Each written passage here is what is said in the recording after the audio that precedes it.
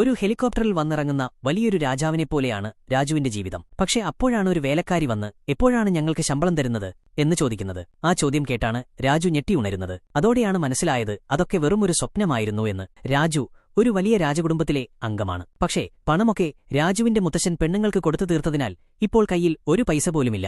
എന്നിട്ടും നാട്ടിൽ എന്ത് പരിപാടിയുണ്ടെങ്കിലും എല്ലാവരും സഹായം ചോദിക്കുന്നത് രാജുവിനോടാണ്. പുള്ളിക്കാരന്റെ കയ്യിൽ ഒന്നുമില്ല എന്ന സത്യം നാട്ടിൽ ആർക്കും അറിയില്ല. അങ്ങനെയിരിക്കെയാണ് രാജുവിന്റെ കുടുംബത്തിലെ ഒരു പയ്യന്റെ കല്യാണം വരുന്നത്. പണ്ട് മദ്യപിച്ച് നടുറോഡിൽ കിടന്നുറങ്ങാറുള്ള ആ പയ്യന്റെ കല്യാണം അത്ര വലിയ ഗംഭീരമൊന്നുമായിരിക്കില്ല എന്ന് രാജു കൂട്ടുകാരോട് തള്ളുന്നുണ്ട്. ഗമയ്ക്ക് വേണ്ടി ഒരു വാടക കാറും വിളിച്ചാണ് രാജു കല്യാണത്തിന് പോകുന്നത്. പക്ഷേ അവിടെ ചെന്നപ്പോൾ രാജു ശരിക്കും ഞെട്ടിപ്പോയി. ഒരു വലിയ പണക്കാരന്റേതുപോലുള്ള വമ്പൻ കല്യാണം, നിരനിരയായി VIP കാറുകൾ. അത് കണ്ടപ്പോൾ തന്നെ രാജുവിന്റെ കിളിപോയി. രാജുവിനെ കണ്ടപ്പോൾ സ്റ്റേജിൽ നിന്ന് ആ പയ്യൻ ഇറങ്ങിവന്നു. വരുന്നത് തന്നോട് സംസാരിക്കാനാണെന്ന് രാജു കരുതിയെങ്കിലും അവൻ രാജുവിനെ പുച്ഛിച്ച് തള്ളിമാറ്റിയിട്ട് പുറകിലുള്ള തന്റെ ഫ്രണ്ട്സിനോട് സംസാരിക്കാൻ പോകുന്നു. രാജുവിന് അത് വലിയൊരു നാണക്കേടായി. പോട്ടെ, ഭക്ഷണമെങ്കിലും കഴിക്കാമെന്ന് കരുതി ചെന്നപ്പോൾ പയ്യന്റെ അമ്മ വന്ന് രാജുവിന്റെ മുഖത്ത് നോക്കി പറയുന്നു, ഇവിടെ പണക്കാർക്ക് മാത്രമേ ഭക്ഷണം കൊടുക്കാറുള്ളൂ, പിച്ചക്കാർക്ക് കൊടുക്കാറില്ല. ഇത് കേട്ടതും ആകെ ദേഷ്യം വന്ന രാജു, നിങ്ങൾക്ക് കിട്ടിയതിനേക്കാൾ വലിയ പണക്കാരിയെ ഞാൻ കിട്ടും എന്ന് പറഞ്ഞ് ഫുൾ ആറ്റിറ്റ്യൂഡിൽ അവിടെ നിന്ന് ഇറങ്ങിപ്പോകുന്നു.